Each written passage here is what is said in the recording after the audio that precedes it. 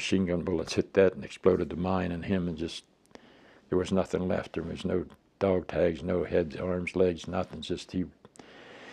And then when we finally did get to shore, those of us who did, and we helped drag guys with us who didn't make it in the water. And I wasn't more than a few steps up on the beach, and I dove to get under the machine gun fire again, and the guy beside me dove, boy from Virginia, and when he dove, he landed on a mine.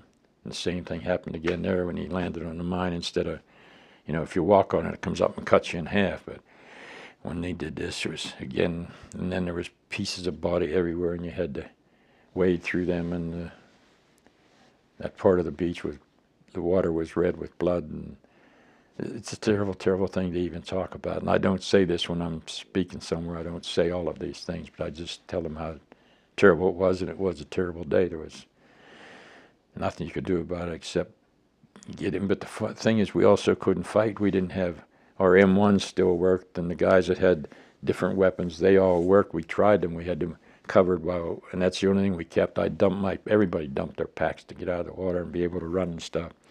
And then you would try to time the machine gun fires so that you could make a few steps and dive between them and hope it missed you and get as low as you could. And you wanted to get that 300 or 400 yards from the edge of the water up to the beach. And that looked like 3 miles to how you were going to get there. But even if you got there up against the wall, you didn't know it then.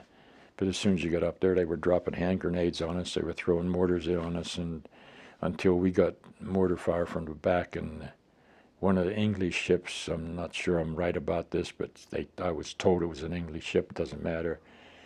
Somehow somebody relayed the coordinates to him, so they knew how to send their big weapon, their